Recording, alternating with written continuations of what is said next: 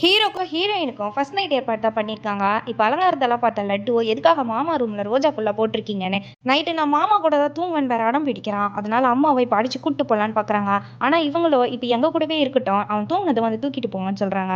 லட்டுவோ தூங்காம hero heroine கூட games விளையாடிட்டு இருக்கான். இவனும் தூங்குவான்னு பார்க்கறாங்க. ஆனா அவனும் ஃபோன் பார்க்கறான். லட்டுவை எப்படியாச்சும் தூங்க வைக்கலாம்னு நினைக்கிறாங்க. ஆனா ஹீரோ ஹீரோயினே தூங்கிடுறாங்க. இப்ப காலையில வந்து லட்டு அவங்க அம்மா அடிச்சு கூட்டு போயிடுறாங்க. அடுத்த நாள் நைட்டு கூட லட்டு ஹீரோ ஹீரோயின் கூட தான் தூங்கிடுறான். இப்ப நைட் எல்லாரும் தூங்கினதுமே ஹீரோ ஹீரோயினை அவங்க தாத்தா ரூமுக்கு கூட்டிட்டு போறாரு. இங்க யாருமே இல்லை, நம்மள டிஸ்டர்ப் பண்ண மாட்டாங்கன்னு சொல்லிட்டு இருக்காரு. ஆனா தாத்தாவோட கட்டில்ன்றதால ரொம்ப பழைய கட்டில், அதனால அந்த கட்டில் உடைஞ்சு போகுது. இப்ப சவுண்ட் கேட்டு எல்லாரும் எழுந்துக்கிறாங்க. யார் இந்த ரூம்குள்ள இருக்காங்கன்னு பார்த்தா நம்ம ஹீரோ ஹீரோயின் தான். இப்ப ஹீரோவும் ஹீரோயினும் ஹனிமூன் போட்டு கிளம்பிட்டு இருக்காங்க. லட்டுக்கு தெரியாம போகணும்னு நினைக்கிறாங்க. ஆனா பாட்டி மாமாக்கு பாய் சொல்றா லட்டுன்னு கூப்பிட்டுடுறாங்க. இப்ப லட்டுவும் வந்து நானும் ஹனிமூனுக்கு போவேன்னு ஒரே அடம் பிடிக்கிறான். யார் சொல்ற பேச்சையும் வர கேட்கவே மாட்டான். அதனால ஹீரோவோ எனக்கு ஹனிமூனே வேணாம்னு சொல்லிடுறாரு. இதனால ஹீரோயின் கொஞ்சம் அப்செட் ஆயிடுறாங்க. ஹீரோயின் கிட்ட ஹீரோ ஒரு சாரி கூட கேட்கலன்னு கேட்கறாங்க. உனக்கு ஹனிமூன் தான் முக்கியம், ஆனா எனக்கு குழந்தை தான் முக்கியம்னு சொல்லிடுறாரு. இதனால கோச்சிக்கிட்டு அம்மா அப்பா வீட்டுக்கு போயிடுறாங்க. இப்போ ஹீரோவும் போய் ஹீரோயினை சமாதானப்படுத்தி வீட்டுக்கு கூட்டு வந்துடுறாரு. ஆனா இவங்களுக்குள்ள இப்போ டிஸ்டன்ஸ் மெயின்டைன் ஆகுது. ஹீரோயினை எனக்கும் அவர் கூட பேசணும், எங்கேயாச்சும் போகணும்னு ஆசையா இருக்கு, ஆனா முடியலன்னு இப்போ ரொம்ப வருத்தத்துல இருக்காங்க. இதனால அவங்க வீட்டுல இருக்கிறவங்க கிட்ட சரியா பேச மாட்டாங்க. லட்டு ரொம்ப ஹைப்பர் ஆக்டிவா இருக்கிறதால ஹீரோயின் ஹாஸ்பிட்டல் கூட்டு போகணும்னு சொல்லியிருப்பாங்க. இந்த விஷயத்தை கேள்விப்பட்டதுமே ஹீரோவோட அக்கா என் பையனே குறை சொல்றீங்களான்னு திட்டிடுறாங்க. இப்ப லட்டுக்கு காது குத்துற விழா ஏற்பாடு பண்ணியிருப்பாங்க. லட்டு மொட்டை அடிக்க வேணாம்னு சொல்லுவான். அதனால ஹீரோவும் ஓகே சொல்லிடுறாரு. இப்ப காது மட்டும் குத்துறாங்க. ஆனா அவன் பயப்படுறதால இதனால ஹீரோவும் சின்ன வயசா இருக்கும்போது நான் கூட காது குத்திக்கிட்டேன்னு சொல்றாரு. இப்ப லட்டுவோ அப்ப நீங்களும் காது குத்திக்கீங்க, அப்பதான் நான் குத்திப்பேன்னு சொல்றான். அக்காவும் ஹீரோயினை விருப்பத்துக்காக காது குத்திக்கோன்னு சொல்றாங்க. இப்ப ஹீரோவும் ஒரு காது குத்திக்கிறாரு. இன்னொரு காதையும் சேர்த்து குத்துங்கன்னு லட்டு சொல்றான். இப்போ ஹீரோயினோ வேணான்னு சொல்றாங்க. ஆனா அக்காவோ குத்திக்கோன்னு சொல்றாங்க. இப்ப ஹீரோவோ இன்னொரு காதையும் குத்திக்கிறாரு. இதனால ஹீரோயின் ரொம்ப அப்செட் ஆகி ஹீரோவை திட்டிட்டு இருக்காங்க. இதை பாக்குற அக்காவோ எதுக்காக என் பையன் காது குத்துக்கு வந்து உன் பொண்டாட்டி இந்த மாதிரிலாம் பிரச்சனை பண்ணிட்டு இருக்கா, என் பையன் அப்படி உங்களுக்கு என்ன பண்ணிட்டா, அவனை பைத்தியம்னு சொல்லியிருக்கேன்னு சொல்லி இப்ப சண்டை போடுறாங்க. ஹீரோயினோ எதுக்காக தேவையில்லாம பிரச்சனை பண்றீங்கன்னு கேக்குறாங்க. ஆமா உனக்கு உன் சந்தோஷம் தானே முக்கியம், அதனால தானே என் பையனை டிஸ்டர்பன்ஸா நினைக்கிறேன்னு கேக்குறாங்க. ஹீரோயினோ நீங்க ஜாலியா இருக்கிறதுக்காக உங்க பையனை எங்க கூட அனுப்பிட்டீங்களான்னு கேட்டுடுறாங்க. இதனால கோவப்பட்ட அக்காவோ இப்ப லட்டுவை போட்டு அடிக்க ஆரம்பிச்சிடுறாங்க. அக்காவோ ஹீரோ கிட்ட இனிமேல் என் மூஞ்சிலே முழிக்காதன்னு திட்டி அங்கன்னு அனுப்பிச்சு விட்டுறாங்க. இப்ப லட்டு அடிச்சதை நினைச்சு ஃபீல் பண்ணி அழறாங்க. ஹீரோயினோ மதுரையில இருக்க ஜிஹெச்க்கு எனக்கு டிரான்ஸ்ஃபர் கிடைச்சிருக்கு, இன்னும் 1 வீக்ல நான் கிளம்பணும்னு சொல்றாங்க. இப்ப ஹீரோவோ என்ன பண்றதுன்னு தெரியாம யோசிக்கிறாரு. ஹீரோயினுக்கோ ஹீரோ வருவாரா இல்லையானே தெரியல, அதனால கவலையில இருக்காங்க. ஹீரோ கிட்ட தனியா பேசணும்னு மாமனார் கூப்பிட்டு போறாரு. ஹீரோயினுக்கு இந்த டாக்டர் வேலை எவ்வளவு முக்கியம்னு உங்களுக்கு தெரியும், அதனால என்ன முடிவு எடுத்திருக்கீங்கன்னு கேட்கிறாரு. ஹீரோவோ அக்கா பையனை விட்டு போக முடியாதுன்னு சொல்றாரு. இன்னும் 2-3 வருஷத்துக்கு தான் அவன் கூட க்ளோஸா இருப்பான், அதுக்கப்புறம் அவன் வளர்ந்துட்டானா என்கிட்ட வரக்கூட மாட்டான்னு சொல்றாரு. ஹீரோயினோட அப்பாவோ இப்ப நான் என் பொண்ணுக்காகவோ இல்லை எனக்காகவோ நான் பேச வரல, வேற ஒருத்தருக்காக தான் பேச வந்திருக்கேன். லட்டுவோட அப்பா தான், நீங்க என்னதான் லட்டு மேல பாசமா இருந்தாலும் அப்பா மாதிரி வர முடியுமா, இவ்வளவு நாளா நீங்க அவங்க அப்பாவையும் லட்டியும் பிரிச்சு தான் வச்சிருக்கீங்க. ஸ்கூலுக்கு போகிறதுலேருந்து சாப்பாடு ஊட்டுறதுலேருந்து எல்லாத்தையும் நீங்களே பார்த்துக்கிட்டீங்கன்னா அவனுக்கு அப்பா அம்மா மேலே எப்படி பாசம் இருக்கும்னு கேட்குறாரு. இப்போ இதெல்லாம் ஹீரோ யோசிச்சு பார்த்துட்டு அப்போ இவ்வளோ நாளாக நம்ம லட்டுவையும் அவங்க அப்பாவையும் பிரிச்சிருக்குமான்னு ஒரு கில்ட்டி ஃபீலிங் வந்துடுது. இப்போ லட்டு கிட்ட ஸ்டோரி சொல்கிற மாதிரி ஒரு பையன் இருந்தான், அவன் அப்பா கூட ரொம்ப க்ளோஸாக இருப்பான், டெய்லி ஸ்கூலுக்கு போவான், அப்பா கிட்ட கட்டி பிடிச்சி தூங்குவான், அப்படிலாம் சொல்கிறாரு. அதுக்கு லட்டுவோ ஏன் அவனுக்கு மாமா இல்லையா, மாமா இருக்கும்போது எதுக்காக அப்பா கிட்ட போகணும்னு கேட்குறான். இதை கேட்டதுமே இவருக்கு மனசு ரொம்ப கஷ்டமாயிடுது. இனிமேல் நீ அப்பா கூட தான் தூங்கணும், அப்பா கூட தான் சாப்பிடணும், அவர் தான் உன்னை ஸ்கூலுக்கு கூப்பிட்டு போவாருன்னு சொல்கிறாரு. லட்டுவோட அப்பா கூட ஏக்கமா பார்த்துட்டு போறதை ஹீரோ நோட் பண்ணியிருப்பாரு. இப்போ இவங்க கிட்ட சொல்லாமலே அவர் திரும்பவும் மதுரைக்கு அவங்க வைஃப் கூட கிளம்பிடுறாரு. இப்போ புது வீட்டில் பால்லாம் காய்ச்சிடுறாங்க. ஆனால் இவருக்கு லட்டு ஞாபகமாகவே இருக்கு. ஃபோன் பண்ணி விசாரிக்கிறாரு. மாமா போயிட்டதால லட்டு அழுது ஊரையே கூட்டியிருப்பான். அக்காவும் இப்போ தம்பி சொல்லாம போனதால இப்போ கோவப்பட்டு லட்டுவை அடிச்சிருப்பாங்க. கொஞ்ச நாள் எல்லாமே சரியாயிடும்னு ஹீரோ கிட்ட அவங்க ஃப்ரெண்ட் ஆறுதல் சொல்றாரு. லட்டு மாமாவை நினைச்சு அழுது அழுது இப்போ அவனுக்கு உடம்பு சரியில்லாம போயிருக்கும், இனிமேல் அழாம பார்த்துக்கோங்கன்னு டாக்டர் அட்வைஸ் பண்றாரு. இன்னும் கொஞ்ச நாள் போயிருக்கும். இப்பெல்லாம் லட்டு மாமாவை நினைச்சு அழறதே இல்லை, அப்பா கூட ரொம்ப க்ளோஸ் ஆயிட்டான், டெய்லிக்கு ஸ்கூலுக்குலாம் கூப்பிட்டு போறாரு. என்ன லட்டு தான் கொஞ்சம் சோகமா இருக்கான், ஆனா அது ஒன்றும் பிரச்சனை இல்லை, போக போக சரியாயிடும்னு இப்போ ஹீரோ கிட்ட ஃப்ரெண்டு சொல்றாரு. இதை கேட்டு ஹீரோக்கு இப்போ சந்தோஷமா இருக்கு. இப்போ இவர் ஹீரோயின் கூட ரொம்ப ஹாப்பியா தான் இருக்காரு. அவங்க ஆசைப்பட்ட மாதிரி எல்லா விஷயத்தையும் பண்றாரு. ஹீரோயின் ஆசைப்பட்ட மாதிரி ஹீரோவோட முழு நேரமும் இப்போ இவங்களுக்காக ஸ்பெண்ட் பண்றாரு. இப்போ ஃப்ரெண்டு கல்யாணத்துக்காக இன்விடேஷன் வச்சு கூப்பிடுறாரு. ஹீரோயின் பிரெக்னெண்டா இருப்பாங்க. இப்போ இந்த விஷயத்த ஹீரோ கிட்ட சொன்னதுமே அவர் ரொம்ப எமோஷனல் ஆயிடுறாரு. எனக்குன்னு ஒரு குழந்தை வரப்போகுதுன்னு சொல்லி சந்தோஷப்படுறாரு. இப்போ அம்மா கிட்டே இந்த விஷயத்த சொல்றாங்க.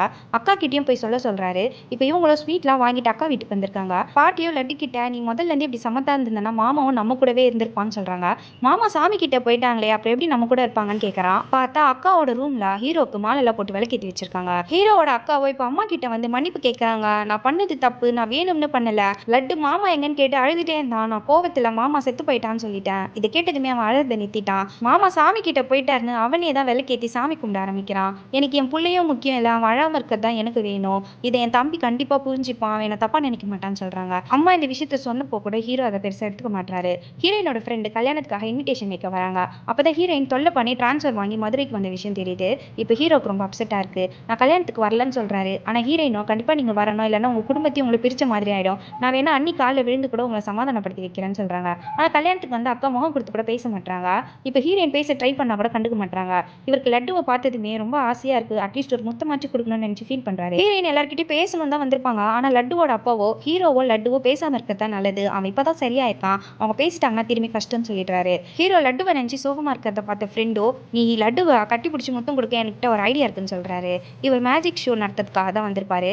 இவர் பண்ற மேஜிக் எல்லாம் பார்த்து சின்ன பசங்க சந்தோஷப்படுறாங்க. ஆனா லட்டு மட்டும் சோகமா இருக்கான். உனக்கு என்ன வேணும்னு கேட்கறாரு. எனக்கு மாமா தான் வேணும்னு சொல்றான். மாமா வருவாரு, உன்னை கட்டி பிடிச்சி முத்தம் கொடுப்பாரு, ஆனா நீ எதுவுமே பேசக்கூடாதுன்னு சொல்றாரு.